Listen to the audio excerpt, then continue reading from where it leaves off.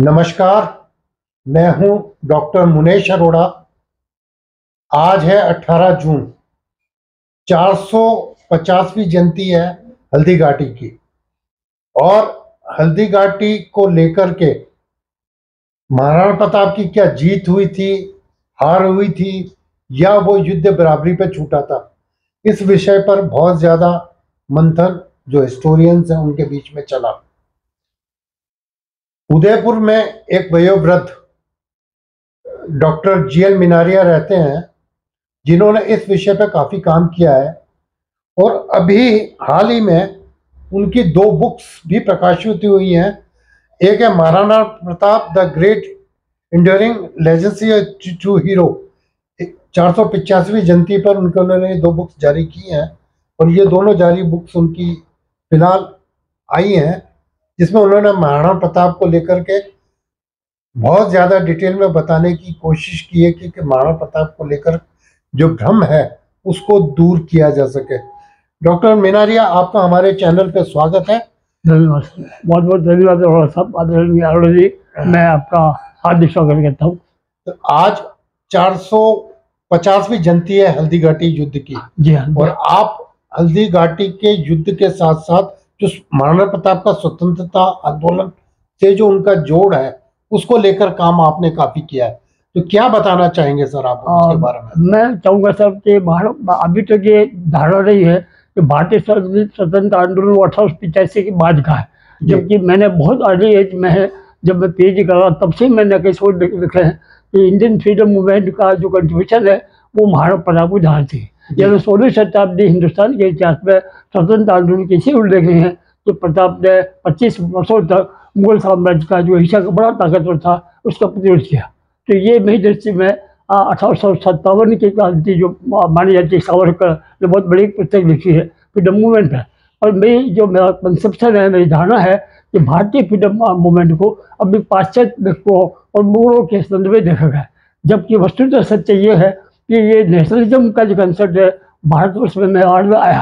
अब जो हिंदुस्तान एशिया में राष्ट्रीय धारा जो चल रही फ्रीडम, जो देश वाली फ्रांस की रिवोल्यूशन हुआ वो बहुत लेट है, अमेरिका है वो भी लेट है।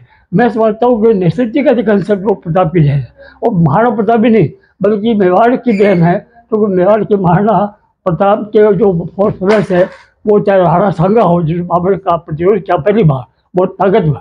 जो बाबर स्वयं बाबर नॉवल दिखता है कि मेवाड़ का महाराणा संग्राम थी उत्तर भारत का बड़ा शक्तिशाली शासक है, उसकी जिंदगी 108 हजार काम करते हैं। तो मेरा मतलब है कि बापर रावल से लगा कर हम भी से कुंभा, और कुंभा से लगा के उदय सिंह तक। और जब चित्तौड़ का पतन हुआ तो उसके बाद प्रताप ने जो राधा उदय सिंह ने शिफ्ट कर दी थी, महाराणा उदय सिंह की डेथ हो गई थी गोविंदाम में, वहीं प्रताप को राजधरण हुआ था।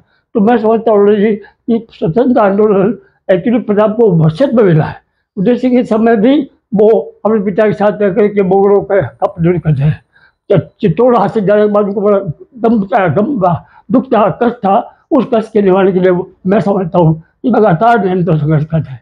दुनिया का बहुत बड़ा लंबा। आपका ये मानना स्पष्ट है कि प्रताप को पहला स्वतंत्रता भारतीय आंदोलन विरासत में मिला। बिल्कुल। विरासत में मिलने के बाद जो हल्दी घाटी का युद्ध हुआ, जिसकी आज 450वीं जयंती है, आज 450वीं जयंती पर हम डिस्कस कर रहे हैं। आज 18 जून है और इस समय प्रताप शोध प्रतिष्ठान और बहुत से लोग इसके ऊपर शोध करने पे लगे हुए हैं और अपनी अपनी तरह से कहते हैं।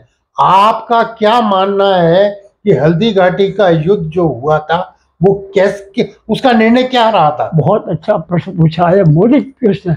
इस प्रश्न के ऊपर बड़े बड़े इतिहासकार देश विदेश के उड़ते रहे हैं। अभी सवाल समस्या ये सर विचार बिंदु है कि जो कंसेप्शन है हार और जीत का, ये कोई टूर्नामेंट और कोई क्रिकेट का खेल नहीं था। तो एक्चुअली ये फ्रीडम प्रतिरोध था। एशिया का बड़ा शक्तिशाली शासक जो अकबर था, उसने लगभग पूरे हिंदुस्तान को एनेक्स करने की कोशिश की और वो अपने आप को लेजिटिमेट रूलर मानता है, जबकि महाराणा सांगा ने कभी लेजिटिमेट रूलर नहीं माना। तो खानवा युद्ध से लेकर हल्दी घाटी के बीच के इतिहास को हम देखें तो मेरी धारणा ये बनती है कि हल्दी घाटी की लड़ाई है, वार है, इट इज़ नॉट बेटर। तो इसको यूँ मानेंगे हल्दी घाटी को थर्मोपली, तभी कर्नल टोड ने कहा कि हल्दी घाटी भारत की मेवाड़ की थर्मोपली है।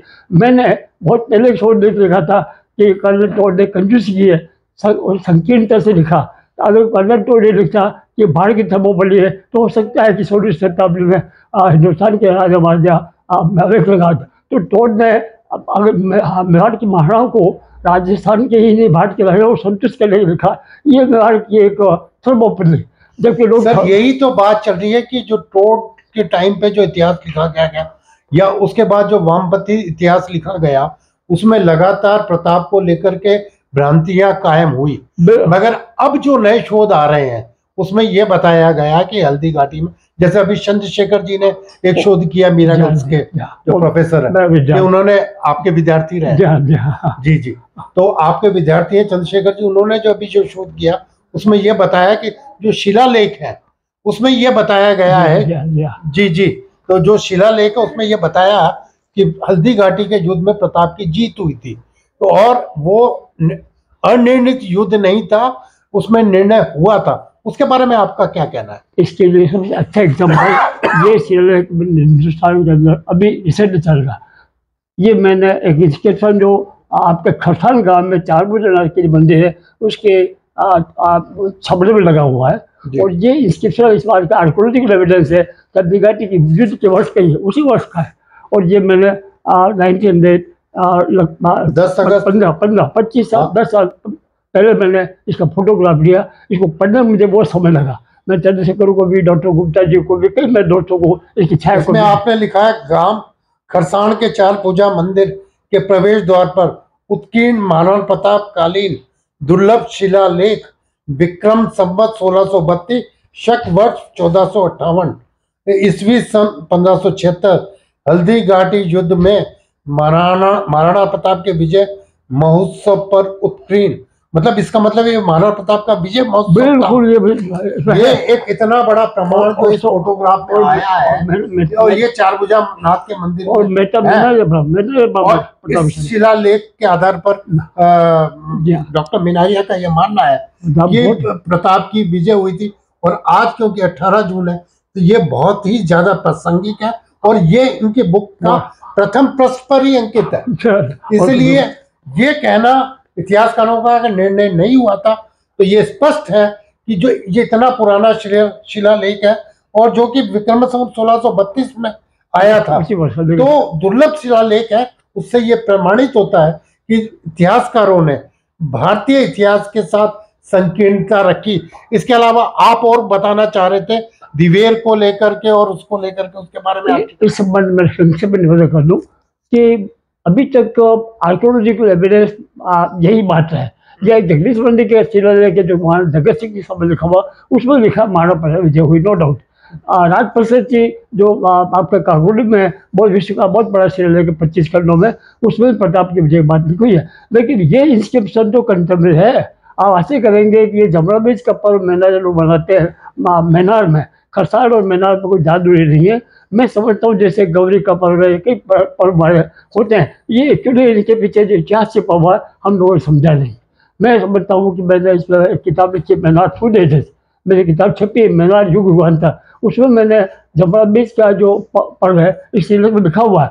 प्रताप ने अपने शत्रु का वो किया, शत्रु का मान किया, उसका दमन किया, और उसके पेट में शत्रुता का अगर भ्रूण भी था उसको भी निकाला। तो इसकी व्याख्या मैंने की है, कई विद्वानों कही है। सर मैंने करना कि नारायण जी में दोस्त से डेथ हो गई, नारायण शर्मा, और कई विद्वान है। मैंने इसको 10 सालों तक पढ़ा। ऐसा नहीं कि मैंने एक दिन में इसको अर्थ निकाल दिया, एक वर्ड को बड़ा टाइम लगा। अच्छा, दिवेर के लेकर के आपका क्या? हाँ, बहुत बड़ा सवाल है। दिवेर मेरी दृष्टि में प्रताप ने 1574 हल्दी घाटी में जब रिट्रीट किया मतलब प्रताप जानबूझ नहीं रिट्रीट करे। झाला मंडा ने प्रताप का जो कवच है वो पढ़ के लड़ने लगे। मान सिंह और प्रताप बीच में जो स्टिबिसेस हो रहा था, मान सिंह हाथी पे था, प्रताप तो घोड़े पे था। ऐसी स्थिति में जब प्रताप के घोड़े की टांग फंस गई और 3 टांग पर भी तक बैठे हुए आप प्रताप लड़ता रहा। लेकिन जब हरावल में देखा गया प्रताप फंस जाएगा तो उन्होंने झाला मन्ना ने, मान सिंह जो कि बड़ी सारी झाला मन्ना बिना बोलते हैं, उन्होंने प्रताप का जो क्राउन पहन लिया और वो लड़ गए। तो सिर्फ मैं भ्रांति ना हो जाए कि कहीं प्रताप पीछे चल गए तो राणा प्रताप को पीछे रिट्रीट करके उनको सेफ चला गया। प्रताप को नहीं बचा होता तो संभव है कि उस समय हमारी हार हो जाती। इस वजह दिमाग का जो युद्ध है वो जुड़ा हुआ है जी। उसके बाद भी 1568 में 78 में शाहबाज खान ने अकबर 3 बार कुंभल में भेजा। शाहबाज खान ने कुंभल का आक्रमण किया, प्रताप ने वहाँ भी विरोध किया। मेरे को मतलब 25 साल लड़ने वाला की 1584 में जाकर के दिवेर के घर में, जो मैं उसको सेकेंड युद्ध मानता हूँ। आपको आश्चर्य होगा सर, दिवेर का पहला युद्ध नहीं, भारतीय इतिहास द्वितीय युद्ध। पहले तो जब राजधानी मेवाड़ की राजधानी नागदा थी उस समय में जीत सिंह ने ब्रिटिश का प्रतिरोध किया था और वह युद्ध हुआ था। तो दिवेर का पहला युद्ध है, मैंने इस पर लिखा है। एक मेरा विद्यार्थी उसने आर्टिकल लिखा के बाद प्रताप ने जो दिवेर का युद्ध, दिवेर के घाटे में मतलब दिवेर है, दैट इज सेकंड मतलब दिवेर। जैसे पहले में 3 युद्ध हुए, पहला दूसरा तीसरा, पानीपत में पहला दूसरा तीसरा, तो क्यों नहीं हम इसको भारतीय दिवेर का द्वितीय युद्ध हुआ। दिवेर का द्वितीय युद्ध की बात हाँ, प्रताप ने दिवेर का जो युद्ध है वो द्वितीय युद्ध आना चाहिए। और मैंने लिखा है, मैं टेक्स्ट बुक कमेटी में बोर्ड की पाठ्यपुस्तक कमेटी में एनसीईआरटी में भी हूँ, तो मैं उसको बराबर लिख रहा हूँ। अभी विवाद आया था एनसीईआरटी को लेकर के, अभी भी बात चर्चा चली थी कि जो कंफ्यूजन है, जिस तरह का वामपंथी इतिहास लिखा गया है उसको बदलने की जरूरत है। मगर आज तक भी बच्चों के बीच में कंफ्यूजन चल रहा है कि एक तरफ तो प्रताप को हारा हुआ बता रहे हैं, एक तरफ प्रताप को जीता हुआ बता रहे हैं। तो जो हमारा समाज है, हमारे जो लोग हैं, हमारे जो बच्चे हैं, या आने वाला जो शिक्षा जगत है, वो बड़ा कंफ्यूज चल रहा है इसमें। सर इस संबंध में मैं बहुत इंटरेस्टिंग अनुभव बताता हूँ कि जब मैं एनसीईआरटी किताब में एडवाइजर था, मैं रास्ता माजूसा बोर्ड में छपी पुस्तकें स्कूलों की उसमें भी कन्वीनर रहा हूँ, या यूनिवर्सिटी के वो भी थे मेरे साथ। तो क्या मतलब कमेटी थी, उस कमेटी में बिंग कन्वीनर मैंने कहा कि प्रताप को महान लिखो। कई लोगों ने प्रताप को महान नहीं लिखना, मेरा कोई बात नहीं, पर अंदर कंटेंट में आना चाहिए ना भाई। जब मैं सब पहले किताब चल रहा है अकबर महान, Akbar the great, Ashoka the great, तो अभी भारतीय इतिहास में अंग्रेजों में इतिहास का 2 महान है, अशोका द ग्रेट और अकबर द ग्रेट। तो मैंने कहा साहब 16वीं शताब्दी में प्रताप ने इतना छोटा आंदोलन लड़ा लंबा, और अब अजय युद्ध है, मैंने इसे लिखा किताब को शीर्षक भी अजय, इस किताब शीर्षक लिखा अजय राष्ट्र नायक। तो ये आपके बुक के ऊपर पुस्तक में लाइन फर्स्ट लाइन में लिखा अजय राष्ट्र नायक की 485वीं जयंती के स्वर्णिम स्मृति। ये प्रताप की जन्म जो 29 मई को प्रताप की जयंती थी, उस दिन पुस्तक रिलीज हुई। एक्चुअली मैं 9 मई को समझा, मैं समारोह बाग में विश्वविद्यालय से भारत शब्द का करो, तो उन्होंने अभी इसको 29 कर लें। 29 को मुझे बुलाया गया था वहाँ चित्तौड़ में, जहाँ भोपाल महाराणा प्रताप वो मुख्यमंत्री राजस्थान के प्रधान थे, और वहाँ महाराणा प्रताप के स्टेचू का रमन था, उस दिन में वहाँ गया था। लेकिन जो भीषण गर्मी होने से और मुख्यमंत्री लेट है, किताब भेंट कर दी सीपी साहब जोशी जी थे सांसद साहब, तो देख के आ गया, विमोचन नहीं किया। तो अभी मैं इसकी विमोचन करूँगा, सोच रहा हूँ। अच्छा अभी विमोचन बाकी है बुक का, दोनों बुक, दोनों बुक का विमोचन अभी। तो आज तो बेस्ट डे था इसके लिए, बहुत 18 मुझे प्रसन्नता में कई दिन चिंतित था इसका विमोचन किसके हाथ से करूँ। तो आज 18 जून को विमोचन अभी इसका नहीं हुआ, मगर क्योंकि आज हम इस पे इंटरव्यू कर रहे हैं, तो एक तरह से विमोचित हो ही गई। मैं इसको मान लेता हूँ, एक तरह से विमोचित ही हो गई एक तरह से। और एक अच्छे बुक है, इसमें यही बताया गया कि प्रताप ही विजय हुए थे हल्दी घाटी के युद्ध में। उसको लेकर कोई कंफ्यूजन आपके अनुसार नहीं रहना चाहिए। और सर एक बड़ा बात बताऊँ, ये मैंने प्रताप महान जो टाइटल दिया है, ये Maharana Pratap the great, enduring legacy of true hero, A golden memory of birth anniversary of Pratap. ये इसमें हिंदुस्तान के वर्ल्ड के कई इतिहासकारों के लेख में है, मैं एडिटर हूँ। इसमें टोरे है, नॉर्वेस है, कई नॉर्थ है, साउथ है। तो ये मुझे मैंने देखा पीके दशोरा जी का भी इसके ऊपर मेरे अच्छे मित्र है, और उसके अलावा और भी कई लोग अभी कई लोग वैसे नहीं आए महाराणा इसके अंदर। मगर ये बुक लिखने के बाद एक चीज मुझे और बताए सर, वन बिलावन वाली जो स्टोरी है, जब जिसने पड़े और जिसने विचलित कर दिया था महाराणा को, इतना बड़ा योद्धा एक रोटी छिन जाने से जिस तरह से इतिहास के अंदर विचलित हुआ, उसको लेकर के आपका क्या सोच उसके है? बारे में ये सब मेरी जो कंसेप्शन है, जो मैंने इस तरीके से लेख हुई है। मेरा अम्बेरी गांव में एक शिलालेख हाईवे पर जानता, तो वहाँ पर महाराणा अमर सिंह का जो हुआ था, क्या चाहिए वो जरूर उतारने को थे, जरूरी अवतार मुंडन, महाराणा प्रताप चित्तौड़ से अपने पोते को लेकर आए। उदय सिंह थे, प्रताप भी थे, और अम्बेरी की बावड़ी हाईवे नंबर से अभी 76 कोर्स रोड है, यहाँ ऊपर एक शिलालेख। ये मैंने 1983 में एक इंस्क्रिप्शन खोजा, वो पहला इंस्क्रिप्शन है महाराणा उदय सिंह का अपने राजपुर उदयपुर स्थापना से संबंधित इंस्क्रिप्शन है।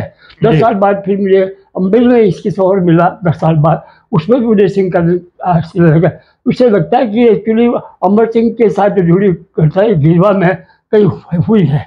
तो 10 महीना का बच्चा था जी। अमर सिंह, उस समय 10 साल का नहीं है, 10 महीने का। शिलालेख में भी 10 महीने का। ये जो मोती मगरी में जगह है, ये क्या वो क्या उसका कनेक्शन? ये मैं जो सच्ची बात बताऊं, मैं इसी चक्कर में उदयपुर के सारे क्षेत्रों 50 साल छान इवन टुडे, चिकनवास हो, चाहे मोती मगरी हो, बड़गांव हो, बड़गांव का पट्टा महाराणा प्रताप ने दिया उसको, नारायणदास को। आपको आश्चर्य होगा कि नारायणदास जैसे भाई प्रताप शक्ति तो दोनों गिरवा की पहाड़ों को यहाँ पर रहने लगे शिकार लेकर, और उसकी नारायणदास है और दोनों भाइयों की डेथ हो जाती है। यहाँ पर ऐसे खोजे होकर मरने पर उतर हो गए।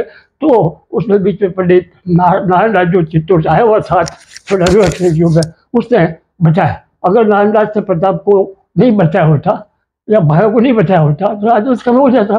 तो मेरी दृष्टि तभी महाराणा प्रताप ने हल्दीघाटी युद्ध में भी ये नारायणदास था, और हल्दीघाटी युद्ध के पश्चात में इसी नारायणदास के परिवंशज हो ताम्रपत्र मिला है बड़गांव का, जहाँ भी महाराणा प्रताप गौरव केंद्र है, उसी का पार्ट। जी, राज तिलक को लेकर के जो गोगुंदा में जो राज तिलक हुआ उनका, उसको लेकर के क्या आपकी क्या सोच है? बहुत बड़ी इंटरेस्टिंग बात बताई। ये भी सवाल कई बार पूछा गया, और कई लोग पूछते हैं, मुझे बच्चे पूछते हैं, कॉलेज के विद्यार्थी पूछते हैं, आप 10 लोग पूछते हैं। एक्चुअली महाराणा प्रताप ने प्रारंभ से लेकर अर्ली लाइफ से लेकर जीवन की मृत्यु तक संघर्ष में जीवन जिया, ये नो डाउट। क्योंकि उदय सिंह जी अपनी पत्नी भटियाणी से ज़्यादा प्रभावित थे, और उसका लड़का था जो प्रताप की विमाता है, वो भटियाणी, रानी भटियाणी सोलंकी, जाली है। तो भटियाणी को चाहते थे, जो जाली है झाला परिवार की, और प्रताप की माता वो सोलंकी है, जवंता भाई। तो मैं समझता हूँ कि ये जो गोगुना में जैसे डेथ हुई उस दिन जो तारीख हुआ था, क्या मैं तिथि बता रहा हूँ, वो था होली का पर्व, नेक्स्ट डे होली टुलेने का पर्व था। उदय सिंह की डेथ 1572 में हुई गोगुना में, और प्रताप अपने परिवार से, सभी लोग समताल में जाते हैं तो डाकिया में गए गोगुना में। उस समय जगमाल वॉज एब्सेंट। तब फिर सामंत ने पूछा, बड़ी साली छोटी साली जो भी सामंत है यहाँ कोठा दी, तो वो जगमाल कहाँ है, ये बात समताल हुई। तो लोगों का जगमाल अब नहीं आएगा, तो वह बात समताल में चल गई डाक में। एक समय वो तो महाराणा बन गया। तो एक्चुअली ये बहुत इंटरेस्टिंग बात है कि वो जगमाल को वास्तव में बटालियन के प्रेमवश, उदय सिंह की पत्नी के प्रेमवश के नाते जगमाल को हाथ कर दिया गया था। लेकिन जैसे दाखिले से मुक्त हुए और वहाँ आकर के सभी संबंध इकट्ठे होकर निर्णय लिया, जो टुक सेम डे, और जगमाल एलिजिटिमेट अब वैधानिक परंपरा के विरुद्ध बचा हुआ है, इसलिए प्रताप का राज्य लग किया जाए। तो प्रताप को उसी समुद्र पर जो ऐतिहासिक गोगुना की बावड़ी के पास पहुँचे, तो प्रताप का विधिवत रूप से राज्य हुआ। अब मैं जो राजतिलक से लगा करके मृत्यु समय तक प्रताप संघर्ष किया, ऐसे अजय योद्धा को आप हाथ जेब में नहीं तोड़ सकते। तो मतलब ये इतिहास में ये बात सही है कि जो घराने हैं, जैसे जो बोले, हाँ, जितने भी है, सलूम्बर राव हुआ या अपने भिंडर हुआ, या ये लोग मिलकर तय करते थे कि महाराणा कौन होगा। बिल्कुल बिल्कुल, महाराणा के इतिहास की परंपरा के अनुसार ये बात सच है कि जैसे अभी जो कंडीशन चल रही है उदयपुर के अंदर, महाराणा कौन होगा, तो विश्वराज जी में लेकर हाँ, तो अब ये तो तय करने का अधिकार यहाँ के घरानों को है।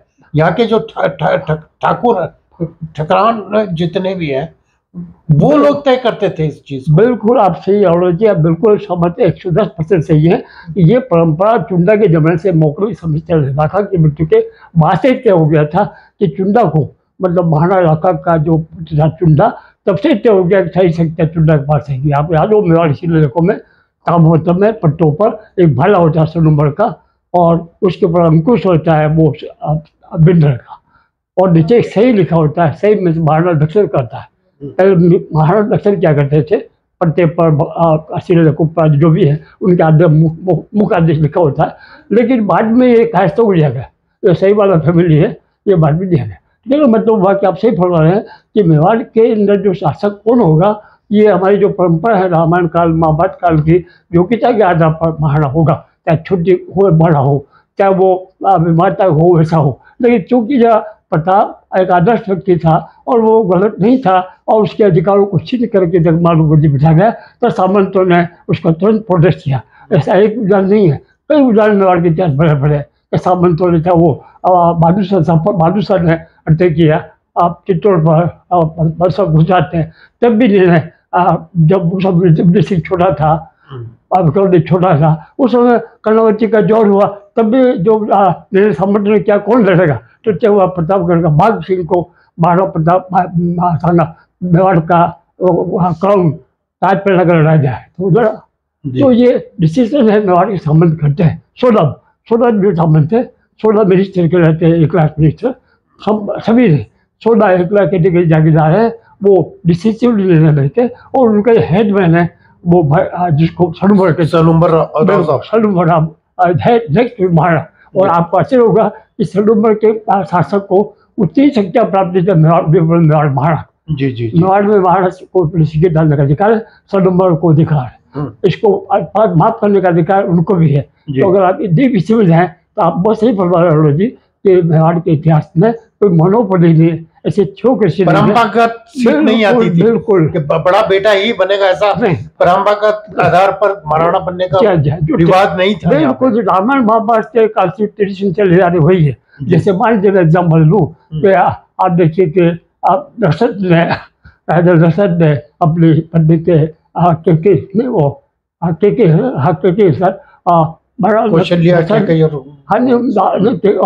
भरत की माता के वर्ष में दशरथ ने वचन दे दिया, वचन दिया था, तो उनको वचन का पालन करना पड़ा।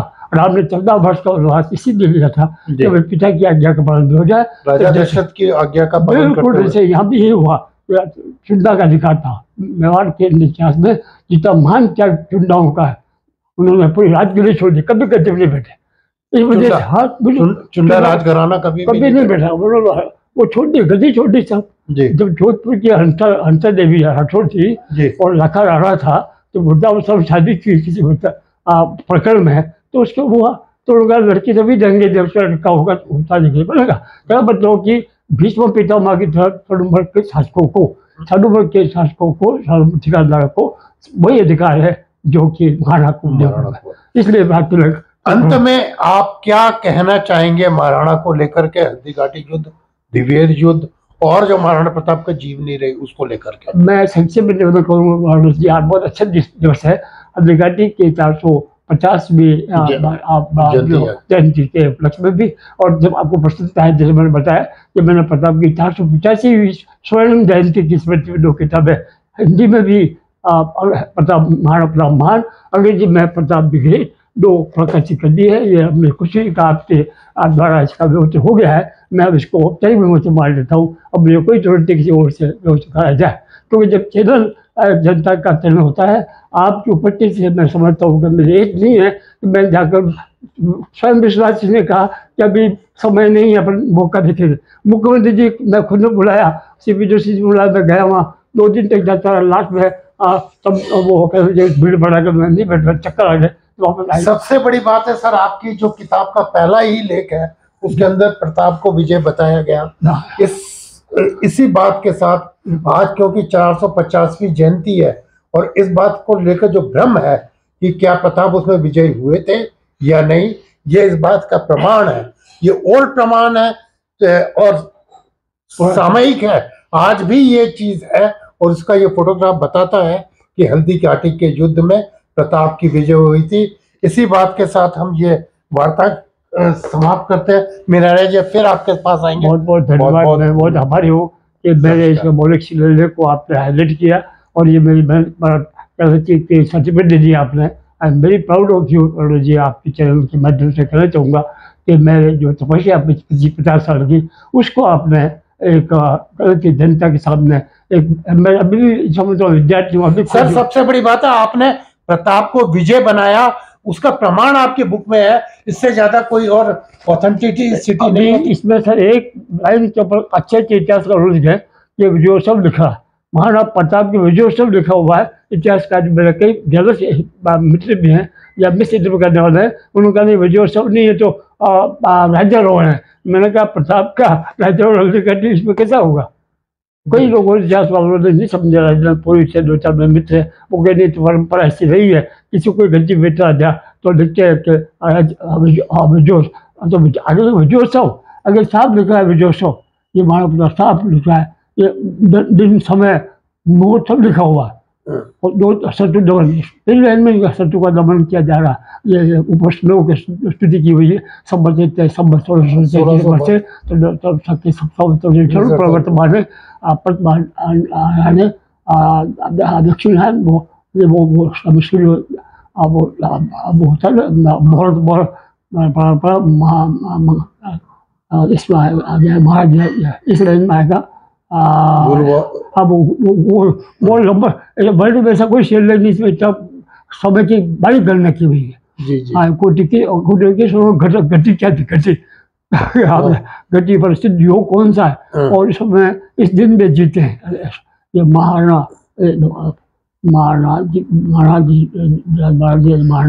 प्रताप सिंह विजयोत्सव। और ये बेहतर सब बना मैंने हवाई जाती सब मैंने मेटर लगा के मुझे बाद में पता पड़ा ये 5 फैमिली है जो आपके जमरा बीच पर 5 फैमिली जो जमरा वो तो तलवार से गेंद आते ना, ये बाद में मैंने सिद्ध किया तो गेंद तब से विश्वास हुई। मैंने वो ऐसे हो गया क्या बात। मैंने कहा तो मीनारिया जी आपके लेख से साफ जाहिर है कि प्रताप की विजय हुई और आज 450वीं जयंती है हल्दी घाटी की विजय की। आपका बहुत बहुत धन्यवाद। आप सबका